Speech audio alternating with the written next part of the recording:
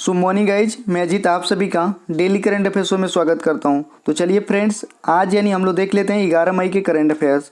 दोस्तों, आप लोग के स्क्रीन पर पहला प्रश्न है कि विश्व रेड क्रॉस दिवस कब मनाया जाता है।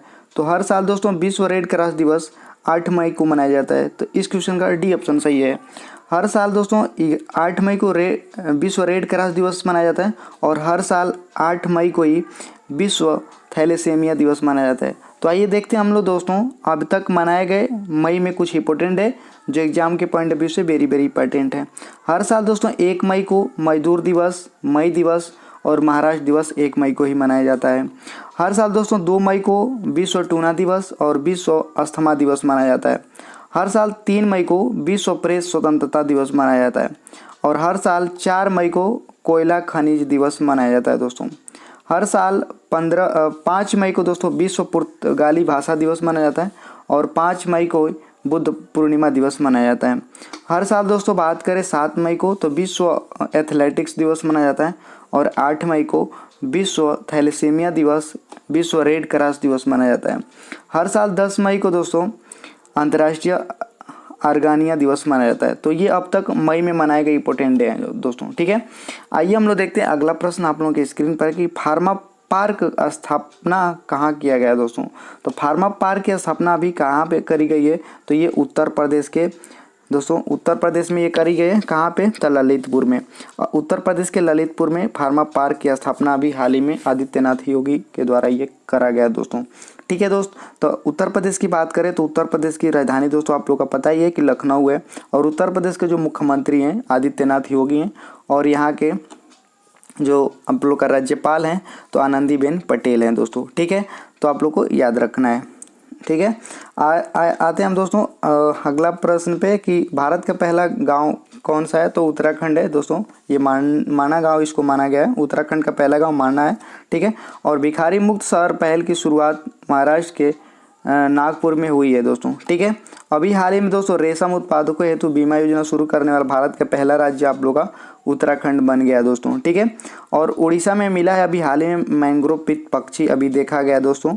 और तमिलनाडु के कुवम अंगूर को जीआई टैग अभी हाल ही में दिया गया और तमिलनाडु के ही मिट्टी के बर्तनों को जीआई टैग अभी हाल ही में दिया गया।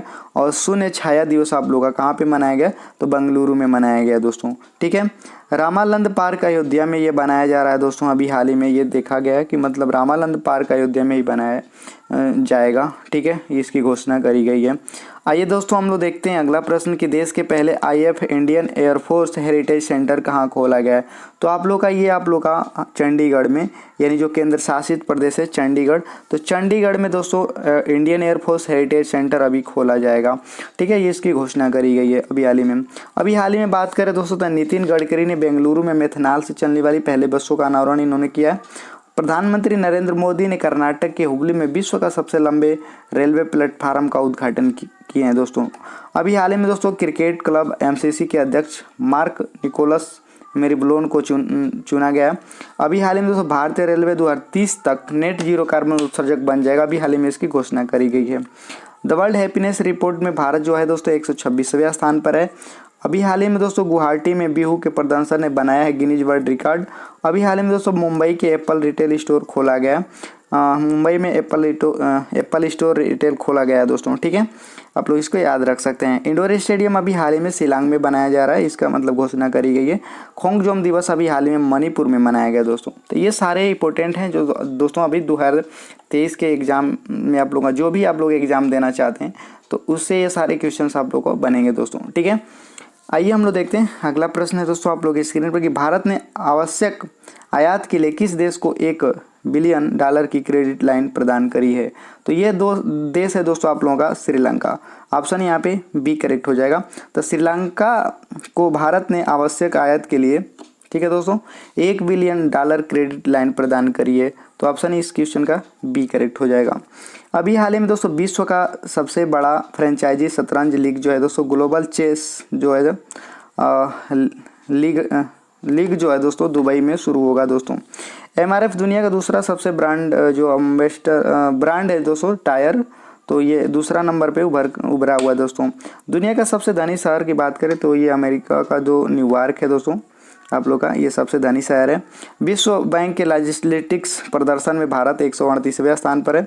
अजय वारियर 2023 भारत ब्रिटेन संयुक्त सैन्य अभ्यास अभी शुरू किया गया। संतियागो पेना पराग्वे के राष्ट्रपति अभी हाल ही में चुने गए हैं। और विश्व प्रेस स्वतंत्रता दिवस सूचकांक में भारत जो है 161वें स्थान पर पहुंच गया है दोस्तों। आप लोग बात करें मशीन कैंसी 2023 शिखर सम्मेलन अभी हाल ही में दुबई में स्टार्ट करा गया दोस्तों। ठीक है, तो ये सारे इंपॉर्टेंट क्वेश्चन हैं, आप लोग को याद रखना है। अभी हाल ही मैड्रिड ओपन 2023 का खिताब किसने जीता है, ये बहुत इंपॉर्टेंट है दोस्तों।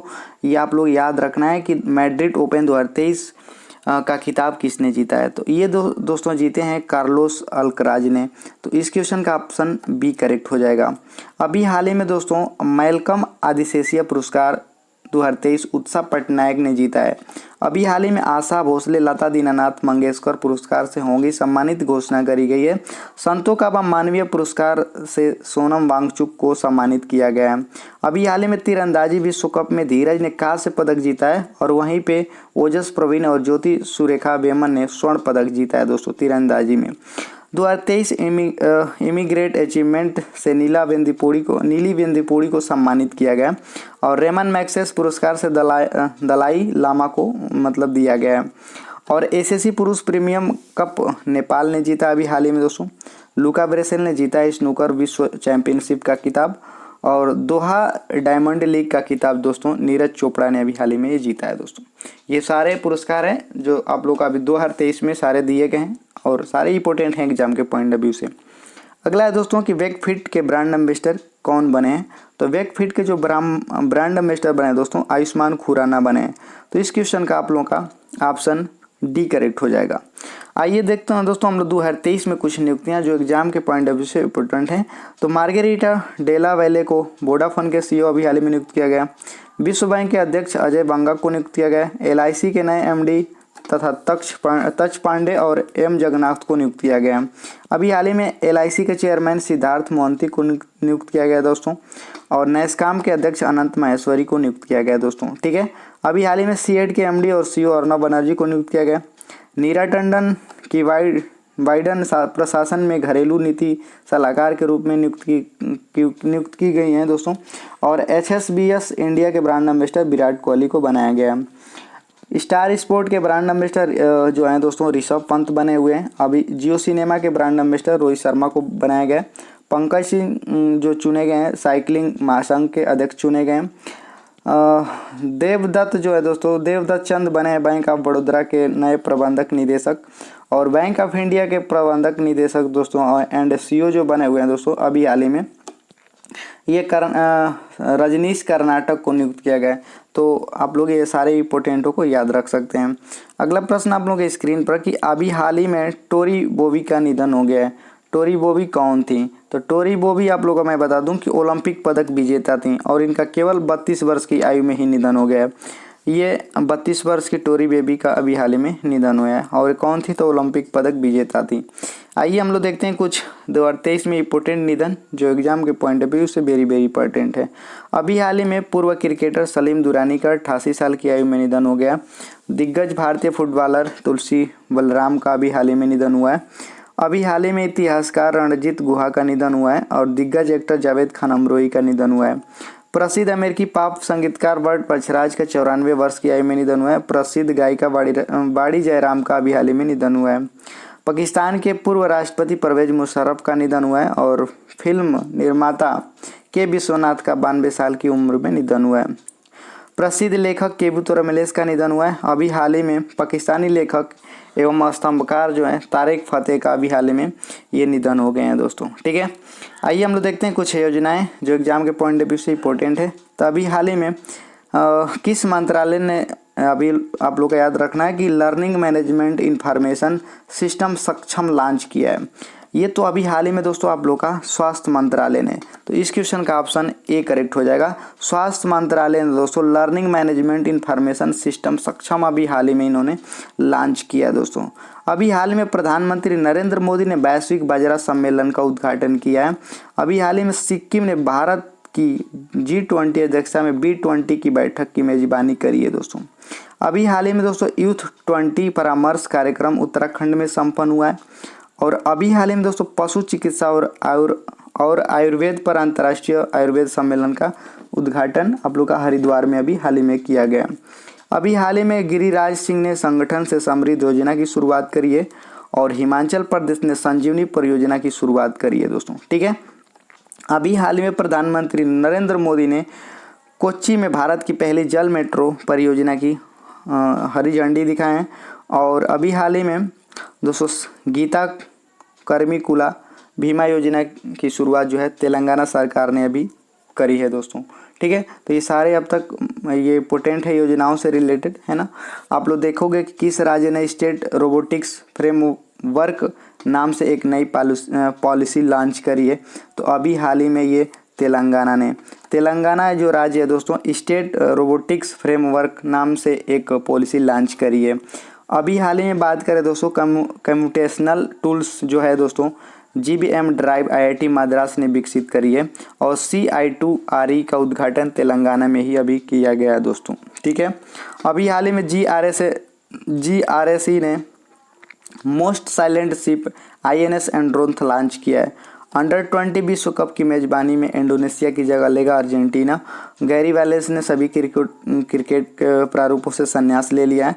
अभी हाल ही में दोस्तों मैं बात करूं तो केन्या ने अपना पहला ऑपरेशन अर्थ हार्वेस्टर सैटेलाइट टैफा-1 लॉन्च किया है दोस्तों, ठीक है। और इसरो ने 22 अप्रैल को सिंगापुर के टेलोस-2 उपग्रह को अभी हाल ही में लॉन्च किया है दोस्तों। तो ये सारे आप लोग इंपॉर्टेंट है, इसको आप लोग ध्यान से देख सकते हो। My Life as a Comrade किसकी आत्मकथा है? तो अभी हाल ही में ये लॉन्च करी गई दोस्तों, किसके द्वारा? तो ये लॉन्च करी गई दोस्तों के शैलजा के द्वारा। के शैलजा की एक आत्मकथा है, आप लोग इसको याद रख सकते हो। तो के शैलजा की जो आत्मकथा है My Life as a Comrade है। अभी हाल ही में दोस्तों कुछ दिए गए हैं हम ये विविध इंपॉर्टेंट क्वेश्चंस जो आप लोग को याद रखना है कि केंद्रीय मंत्री डॉक्टर जितेंद्र सिंह ने किया युवा पोर्टल का शुभारंभ।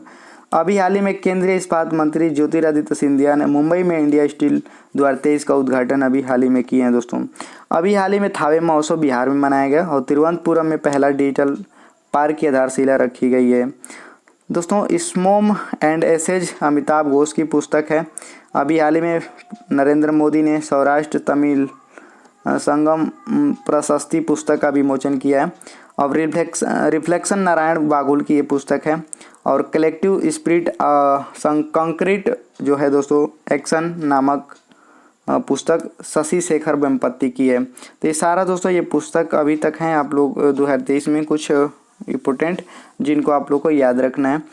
आइए दोस्तों हम लोग देख लेते हैं और कुछ इंपॉर्टेंट फैक्ट्स देखेंगे दोस्तों कि भारतीय रिजर्व बैंक ने किस बैंक पर 1.73 करोड़ रुपए का जुर्माना लगाया है?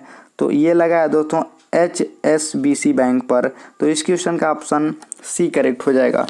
HSBC बैंक पर ये भारतीय रिजर्व बैंक ने अभी हाल ही में 1.7 करोड़ रुपए का जुर्माना लगा दिया है दोस्तों, ठीक है। आइए देखते हैं हम लोग अगला प्रश्न कि किस देश की किस मेट्रो सेवा ने अभी QR कोड वाले पेपर टिकट की शुरुआत करी है? तो ये दोस्तों देश की जो है ना लखनऊ मेट्रो ने क्या किया है कि QR कोड वाले पेपर टिकट की शुरुआत करी है। तो इस क्वेश्चन का D ऑप्शन सही हो जाएगा, ठीक है। अगला प्रश्न है दोस्तों आप लोग के स्क्रीन पर कि एशियन वेटलिफ्टिंग चैंपियनशिप 2023 में भारत ने कुल कितने पदक जीते हैं? तो टोटल ये 3 पदक जीते हैं दोस्तों। तो इस क्वेश्चन का ऑप्शन A करेक्ट हो जाएगा, ठीक है फ्रेंड्स। अगला प्रश्न आप लोगों के स्क्रीन पर है कि मुंबई इंडियंस ने जोफ्रा आर्चर की जगह किस खिलाड़ी को टीम में शामिल किया है? तो ये दोस्तों किए हैं क्रिस जॉर्डन को। तो इस क्वेश्चन का ऑप्शन A करेक्ट हो जाएगा। क्रिस जॉर्डन आप लोग का मुंबई इंडियंस ने क्या किया, जोफ्रा आर्चर की जगह पे इनको नियुक्त किया है। तो A यहाँ पे करेक्ट आंसर है। अभी हाल ही में वार टाइम कवरेज के लिए किस प्रेस स्वतंत्रता को पुलित्जर अवार्ड से सम्मानित किया है? तो अभी हाल ही में दोस्तों ये हैं एसोसिएटेड प्रेस। आप लोग का ऑप्शन यहाँ पे A करेक्ट हो जाएगा, ठीक है दोस्त। तो ये सारे अब तक इंपॉर्टेंट थे दोस्तों आज के करंट अफेयर्स के जितने भी इंपॉर्टेंट क्वेश्चंस बन सकते हैं सारे क्वेश्चनों को हम इस वीडियो में डिस्कस कराएं। यदि आप लोगों को ये वीडियो अच्छी लगी तो आप लोग इस वीडियो को लाइक और शेयर अपने दोस्तों के साथ जरूर करना है। और चैनल पे पहली बार विजिट कर रहे हैं तो चैनल को सब्सक्राइब कर पास वाली घंटी को प्रेस कर लीजिएगा ताकि आने वाले वीडियो को नोटिफिकेशन आपको मिलता रहे। तो मिलेंगे अगले वीडियो में, तब तक के लिए जय हिंद, वंदे मातरम। ठीक है दोस्त, और आप लोगों से आज का प्रश्न है दोस्तों कि राष्ट्रपति द्रौपदी मुर्मू ने कितने वीरता पुरस्कार प्रदान किए हैं। ठीक है दोस्त, तो इसका जो लोगों को भी आंसर पता है तो कमेंट सेक्शन में कमेंट करके बताना है। और कल का प्रश्न पूछा गया था दोस्तों, यानी पिछली वीडियो में जो क्वेश्चन पूछा गया था, भारतीय तीरंदाजी पुरुष और महिला टीमों ने कितने पदक जीते हैं, तो ये टोटल कितने पदक जीते हैं, तो टोटल 12 पदक जीते हैं। ठीक है दोस्त, और जिन लोगों को इस क्वेश्चन का आंसर पता है तो कमेंट सेक्शन में कमेंट करके जरूर बताएं दोस्तों। ठीक है, मिलेंगे अगले वीडियो में, तब तक के लिए जय हिंद, वंदे मातरम।